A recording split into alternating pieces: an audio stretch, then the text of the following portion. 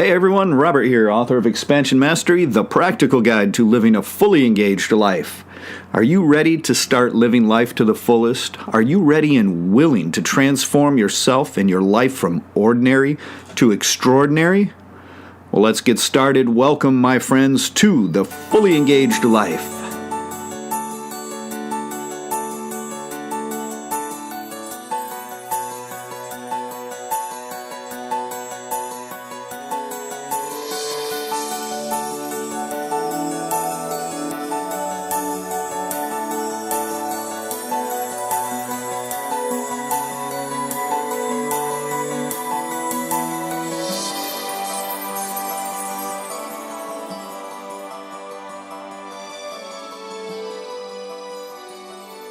Welcome back to the show, everyone. In this episode, I would like to take a more in-depth look at a particular phrase that was created by Alfred Adler. And that phrase is simple. You've heard it, right? It says, follow your heart, but remember to take your brain with you. What I would like to do is provide an in-depth view of this from a spiritual perspective as well as a more scientific perspective. So let's go ahead and get into it. Now, I've discussed a lot about the difference between the heart and the brain and all kinds of things. Even some of the science has been covered in previous episodes. But what I would like to do is to take a look at it in accordance to this phrase by Alfred Adler. We know that the heart relies on feeling, while the brain relies on thought, right? So that's kind of the foundation that we want to begin with here when we examine this phrase of follow your heart, but remember to take your brain with you. This is actually one of the better memes that has become very popular in the spiritual community. And one of the reasons for that is that Mr. Adler had this correct in the way that he sequenced this phrase to follow your heart, that the heart is out in front, and then you bring the brain with you, and you're pulling up the brain behind you. And there's been a lot of cartoons done with this. Actually, I'm going to post a few of my favorites on my Facebook author page at Robert D. Bessler. So if you want to check those out, just stop by the Facebook author page and make sure and give us a like while you're there. So one of the things I like about a couple of the cartoons in particular is that they have the heart out in front and the person, right, the individual, holding the hand of the heart as the heart's kind of pulling them along, and the person's reaching back and they're grabbing onto the brain's hand and pulling the brain along with them. And this is really well done because this is the correct sequence for this. This is what we need to understand. Now, I've come across other research out there that tells you, oh, you got to ignore the brain, you forget the mind stuff, right?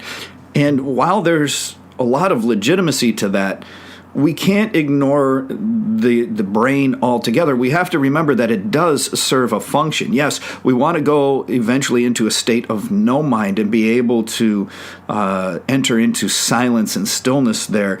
But there is still a time and a place to use the rational analytical mind, not in making life decisions, not in using it as a guide through life, but as a way to navigate through certain details in life that do require some sort of rational thought. So let's take a look at this, right? The heart relies on feeling. So let's examine this first because the issue of the heart is placed first in this phrase. We have to first realize what feelings are in the context of being heart-based. Some claim that we need to follow our heart because the brain is stupid, but that can end up being a bit misleading. So one of the things we want to look at is that most feelings, most of what we perceive as feelings, are actually nothing more than extensions of thought, right? Most of the feelings, so-called feelings that I witness people expressing or experiencing are nothing more than thought-based feelings, right? These supposed emotions are birthed from the thinking mind. Therefore, thought comes first, and that spawns a reaction. It spawns an emotion. These are not true feelings. They're not the same as the feelings, the emotions that we have in the heart. These are feelings that arise from one or more unconscious mental processes, which I've discussed in recent previous episodes. These are not the same as the feelings or the emotions that arise within the heart. The heart has true emotional feelings. So when we follow our heart, what we are doing is tuning into these true emotional feelings, such as love and appreciation and joy.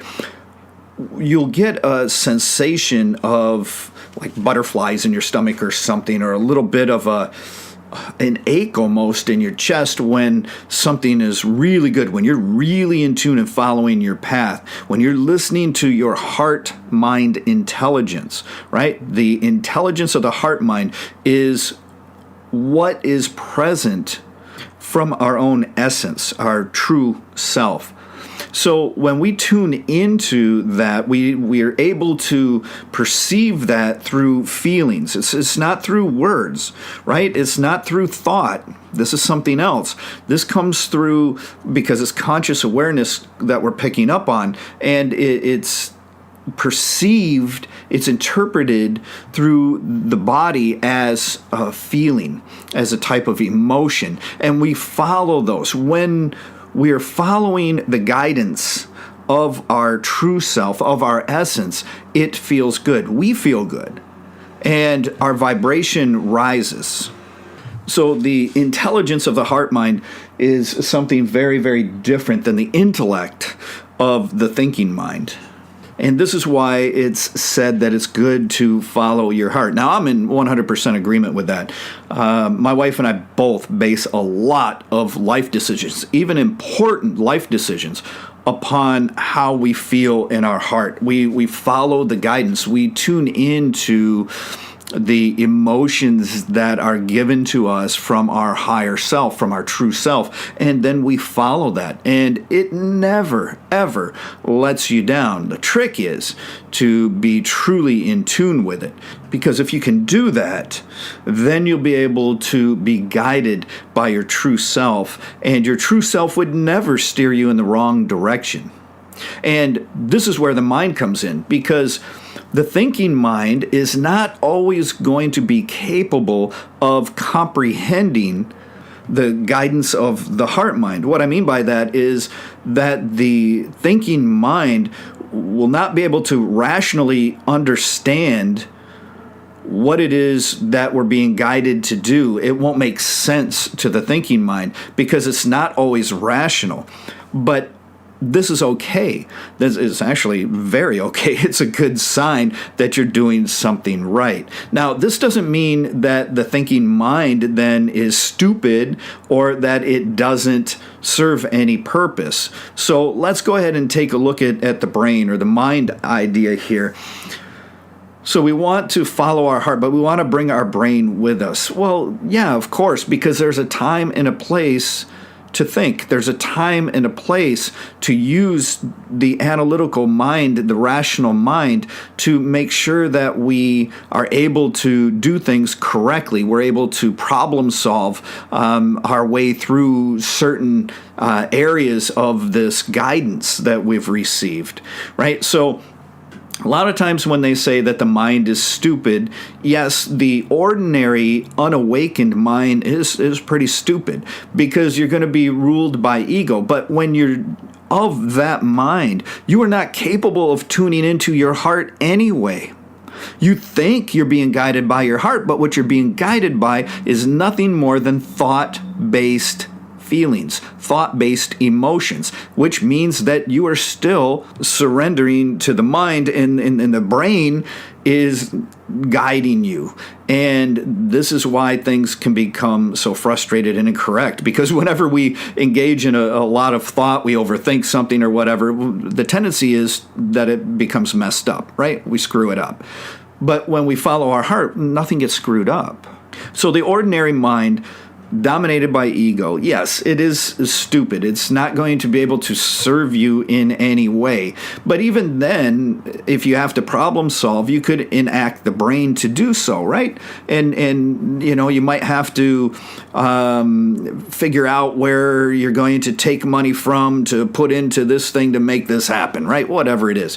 So that's going to require a little bit of the rational mind. See, there's a time and a place. We want to know when to follow everything that the heart is giving us, as well as being able to use the rational mind at times, not to become dependent on it, but use it at times when it's appropriate. And it'll create a bit of a balance. I'm going to say it's not a perfect balance. You want maybe 3/4 the following the heart and 1/4 use of the brain, right? Something like that is what you want in an ideal world. Now, we know in the tech age that we live in, with most people spending their days in front of a computer screen typing stuff in, that's just not going to happen, is it? So then we get trapped into staying with the brain, and we follow the brain. And when we follow the brain, we barely ever bring our heart along with us, because the ego tends to dominate. The ego will dominate so completely that the whole phrase that we're looking at here would be turned upside down. And then you begin to follow your brain, and you don't even bring your heart with you. It's like, you're going to follow your brain and you're going to ignore your heart. You can say you're not doing that, but you won't be able to help it, because the ego will drown out any of the true emotions and feelings of the heart in favor of its thought-based feelings. For proof of this, just look around. You can see, since we entered the tech age, what has happened to love, what has happened to romantic relationships, right? They're becoming extinct. People don't feel that way anymore. They don't interact that way. Everything is just out of sensibility and convenience. You can see how the heart has been left behind. And this is a real problem for humanity right now. However, on the other hand, if we are engaging spiritual practices and we have a even somewhat awakened sense of mind, then we're able to rely on the brain, right, the rational mind, only when necessary, only when we call upon it. This is when it becomes healthy. This is when this phrase by Mr. Adler makes even more sense. This is when you want to remember to take your brain with you, right? We want to make sure we have that. Why? Because there's times and places where those are necessary, right? You've got to balance your checking account, right? So that takes rational thought. That you don't follow your heart to balance your checking account, right? You don't need to follow your heart when you're drafting your work resume. See, there's a time and a place that we use the brain. That's why we want to bring it along. But the real trick is to know when to use it and keep it serving you, instead of surrendering control and allowing it to dominate you and your life. Now, the famous self-motivator Tony Robbins has made a statement that he says, when you're in your head, you're dead. And again, there's some truth to that. There really is, because the thoughts aren't living. You're not tuned in to life. You're isolated, you're separated, and you're thinking, you're stuck in your head. So in that regard, he's correct. We're more alive, we're more alert and more aware when we are in our heart mind rather than in our head mind. So there's truth in what this famous motivational speaker says. However, that kind of leaves us with a negative connotation of the mind, of the head. And that's not really where we want to go with it. We just have to know that what we don't want of the head is the ego, of the rampant thoughts running through our head. We need to control those things. We need to overcome the ego. And then the head becomes something that can serve us when we deem it necessary for a particular task. And I have nothing but respect for Mr. Robbins. I really do. But we have to understand that this is kind of an extreme, one extreme or the other, right? So it's all or nothing on one side. You're either in your head or you're dead, you're not, right? So this is an example of an egoic view of this sort of thing. What we want is to simply understand all of the aspects of what we were given as a human being, how to master them, and then what to rely on in certain points of life, so that we know, okay, well, to guide me through life, to make life decisions, I'm going to use the wisdom that is contained within my heart mind, because that's the only place that wisdom it comes through, is through the heart. The brain is not wise. The brain does not contain wisdom. The brain contains knowledge. And we should not ever confuse wisdom and knowledge, because they are not the same thing. So there's a time when we need knowledge. There's a time when that knowledge is useful, right? Of course. But there are also times where that wisdom is very useful. And we want to live the majority of our life from this position of wisdom. And then when we need knowledge or we seek knowledge, we want to learn something. And it's great to constantly be learning new things, right? So when we're learning, then we engage that aspect of mind, the knowing, the knowledge.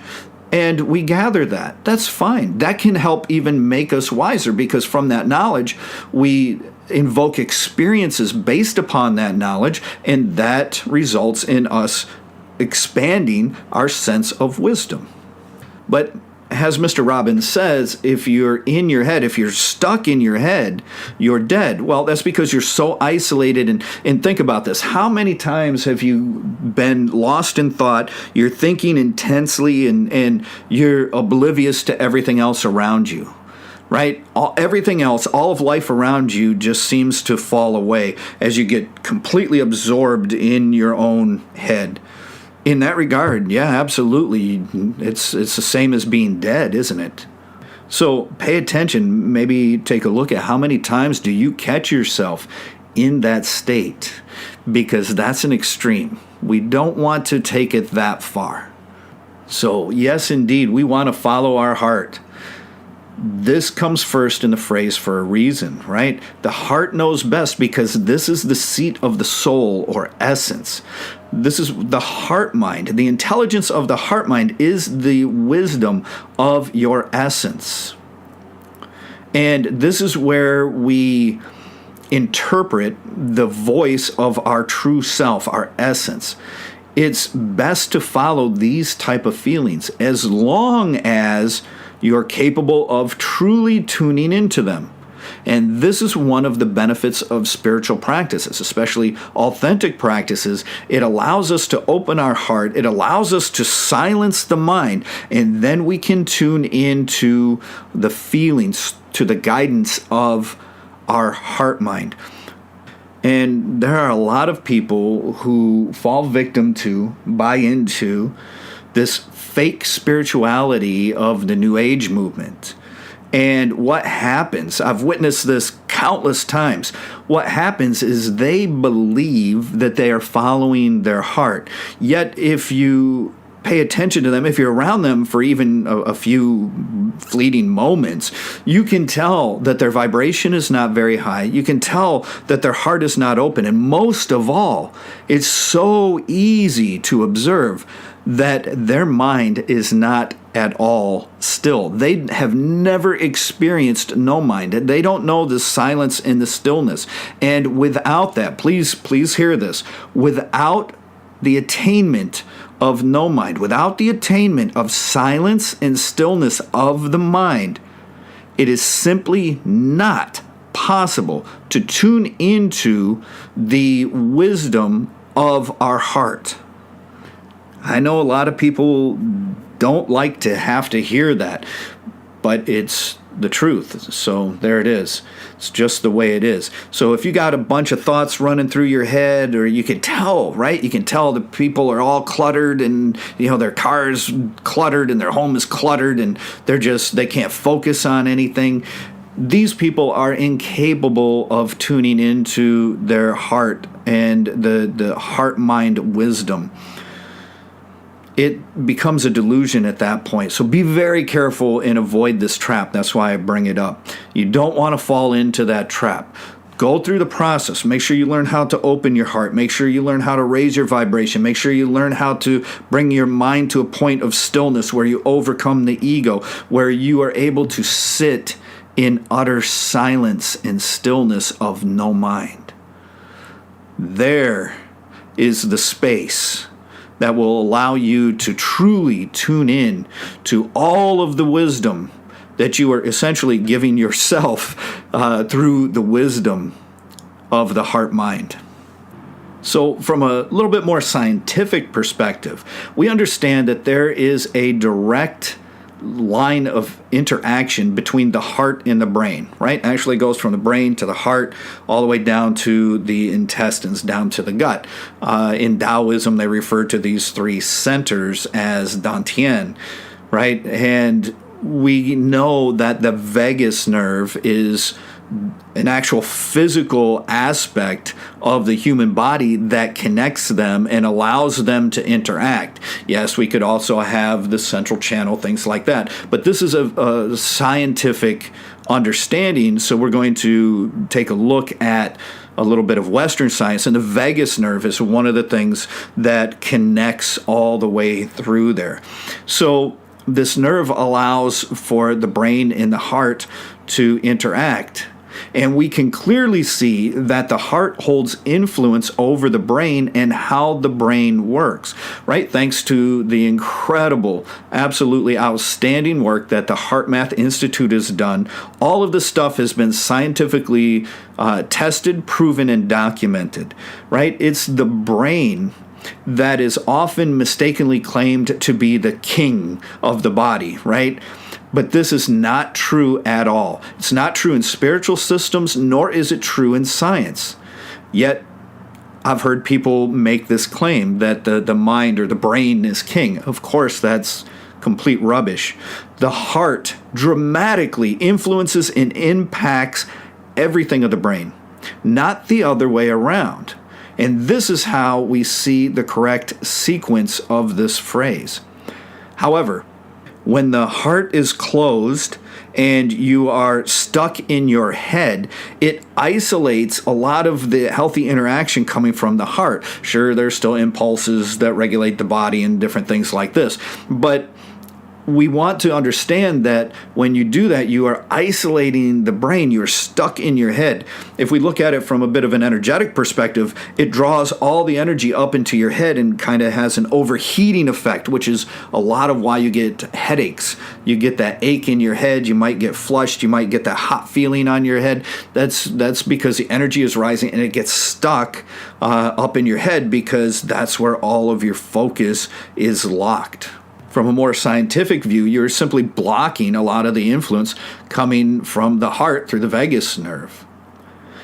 So the heart and the brain are connected, and they do not work independently of one another as was originally thought, for many decades. I know that was the way it was taught when I was a kid, right? That these things were separate individual things, and now we know they are not. We know that if there is a so-called, quote, king, unquote, of the body, it is actually the heart, not the brain. We don't want to ignore the brain altogether, instead using it to back up what we already know we're feeling in the heart. So this is an important aspect of this phrase to understand. Now, I'll share a little bit of an example with you from my own personal experience here. I've talked about how we follow our heart, right? We follow the wisdom of the heart. And a lot of times the brain can't comprehend how it makes rational sense. So I'll give you an example of that. My wife and I were preparing to move from Michigan to California. I shut down my martial arts school. I quit my factory job. I took care of all kinds of family things that I had to take care of. And she quit her job at the hospital there, and we were putting all this stuff together.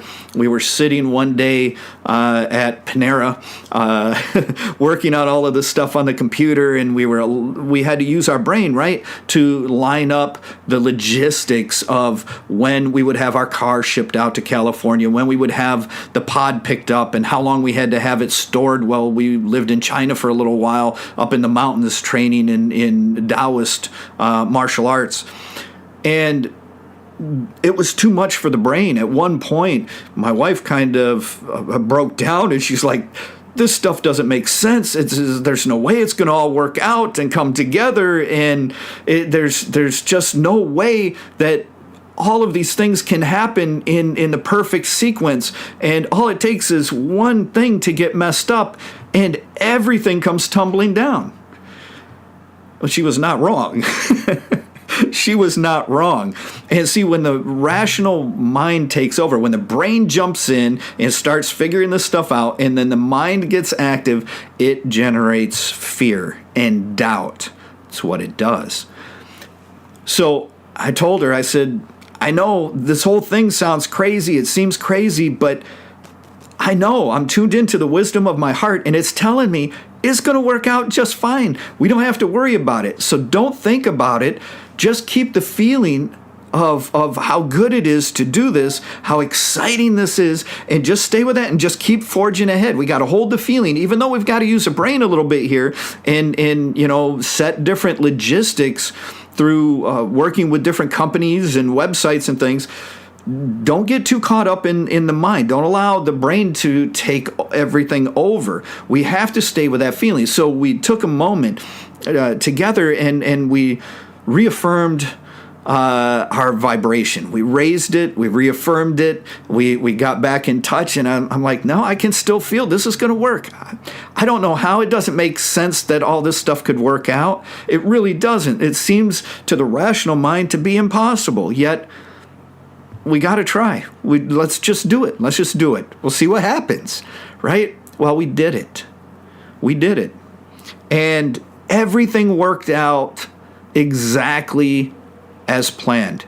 Except for a couple things, actually worked out better, more perfectly. The timing was ridiculous. When we got off the plane from China in San Francisco, we got on the airport, and as soon as my wife turned her phone back on, it had been off for like a month and a half. As soon as she turned her phone back on, at that exact moment, the car company called and told us they'd be delivering our car the next morning. It was amazing, and everything just worked out perfect for us.